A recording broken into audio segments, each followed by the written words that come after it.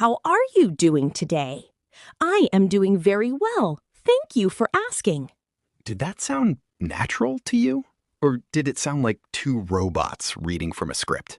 Because that exchange, perfectly correct, perfectly grammatical, is one of the most unnatural things you can say in real everyday English.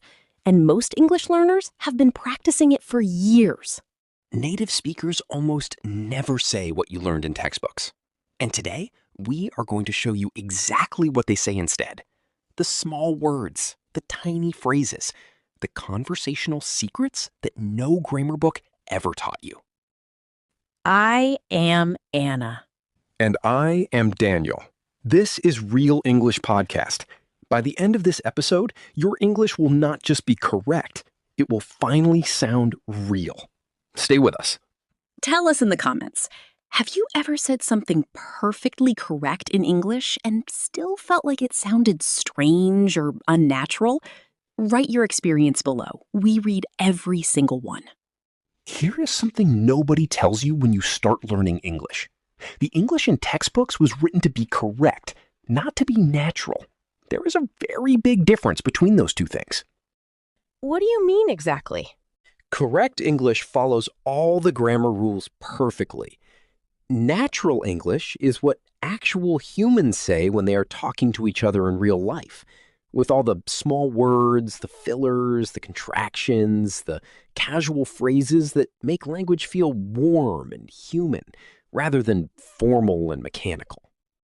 And the problem is, most learners have spent years practicing correct English, but they have had very little exposure to natural English.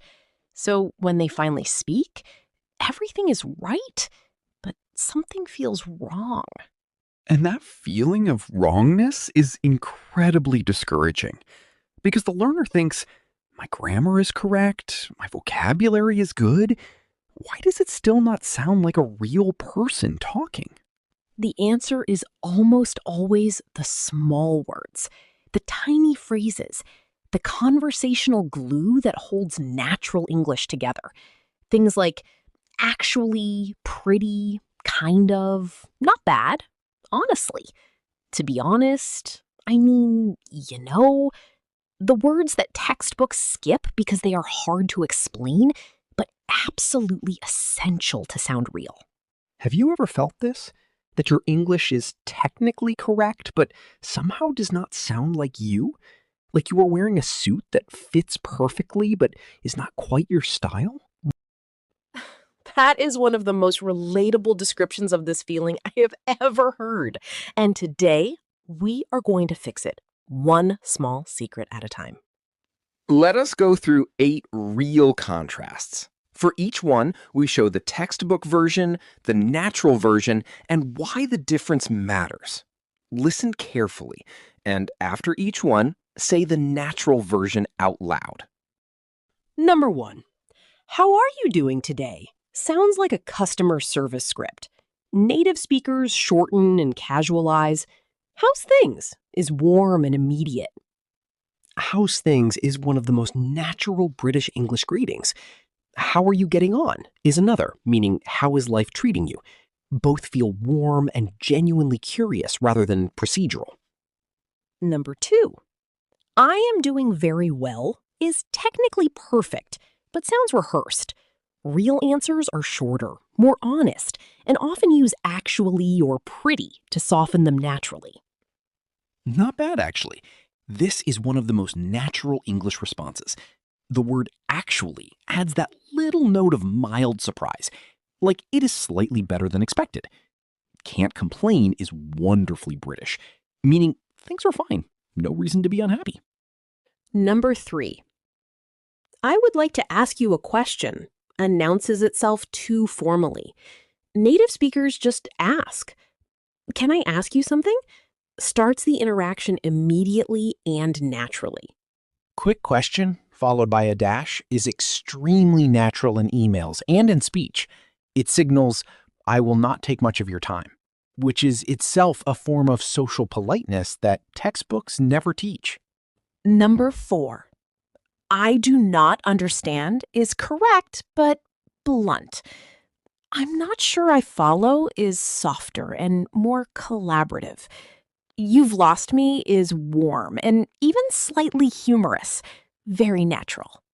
You've lost me is brilliant because it puts the responsibility gently on the situation rather than on either person.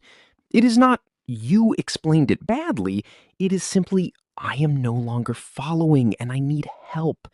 Very natural, very warm. Number 5.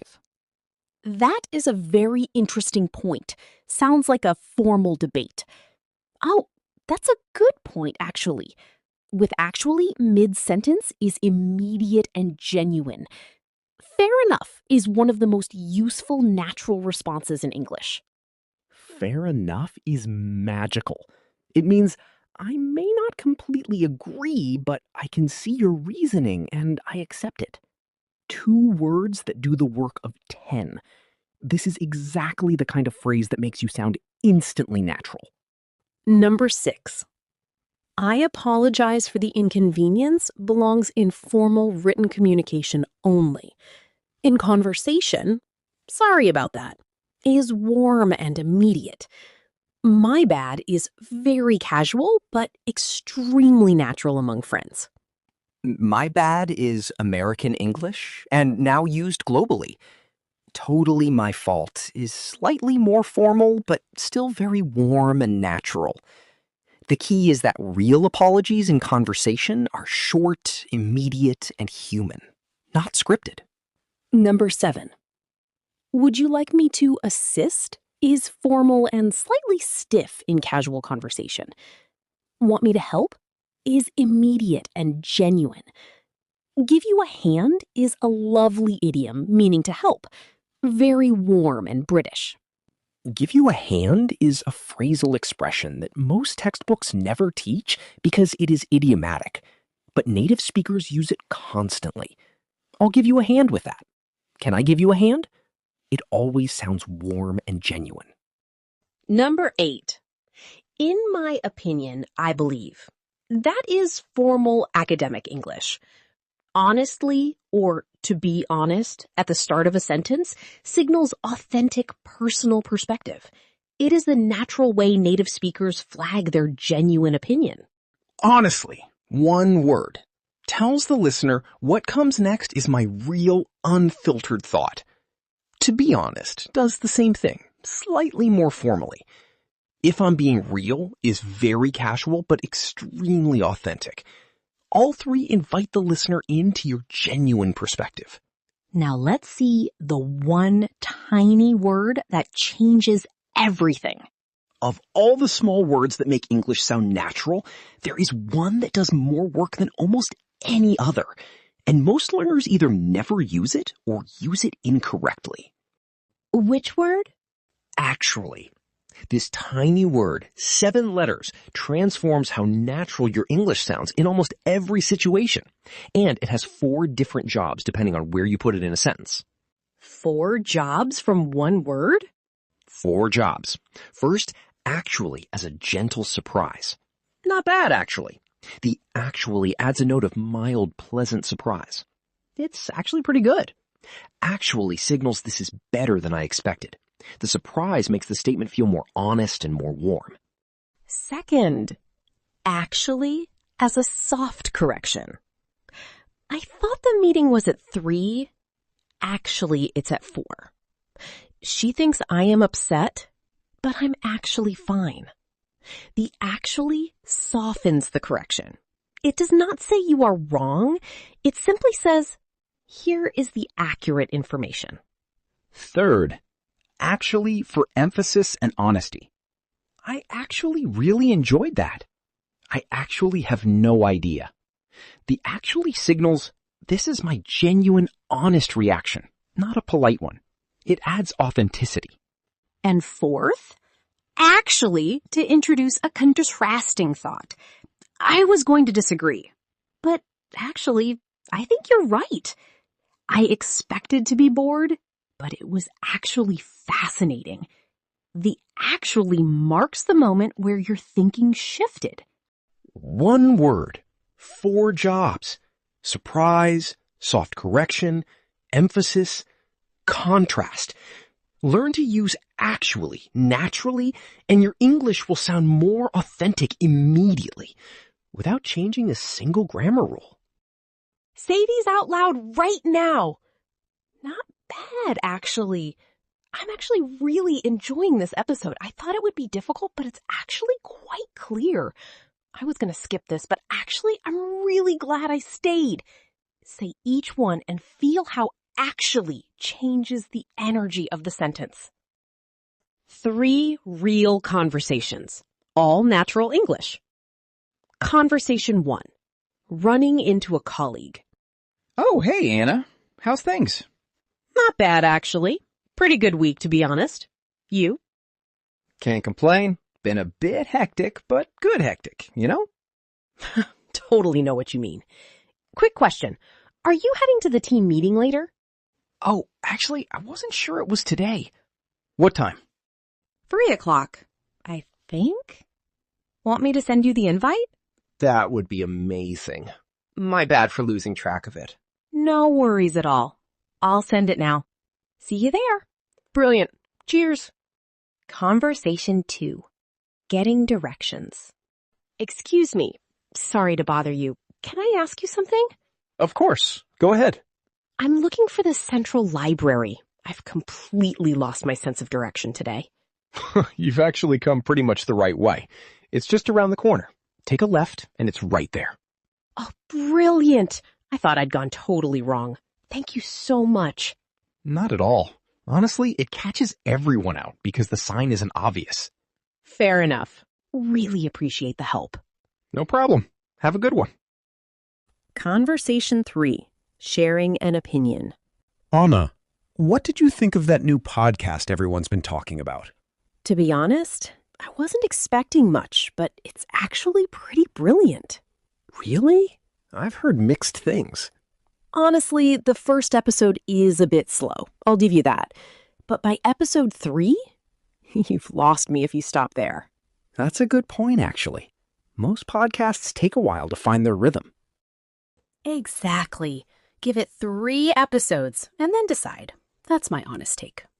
Fair enough. I'll give it a proper shot. Can't complain if I haven't tried, right? Exactly. That's the spirit. Now, your turn. I will say the textbook version. You say the natural version out loud before Daniel gives the answer. Ready? Number 1. I am doing very well today. Thank you for inquiring. Not bad, actually. Or pretty good. Can't complain.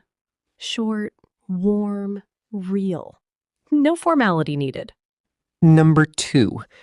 I do not understand what you are trying to communicate. Not formal needed. Sorry, you've lost me there. Or, I'm not sure I follow. Could you say that differently? Soft, collaborative, natural. Number 3. In my opinion, I believe this situation is rather complicated. Natural version. Honestly, it's kind of complicated. Or, to be honest, it's pretty tricky. Short, direct, real. Number 4. Would you be able to provide me with some assistance? Natural version. Could you give me a hand? Or, want to help me out with this? Warm, casual, human. Number 5.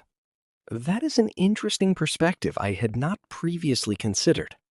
Natural version. Oh, that's a good point, actually. Hadn't thought of it that way.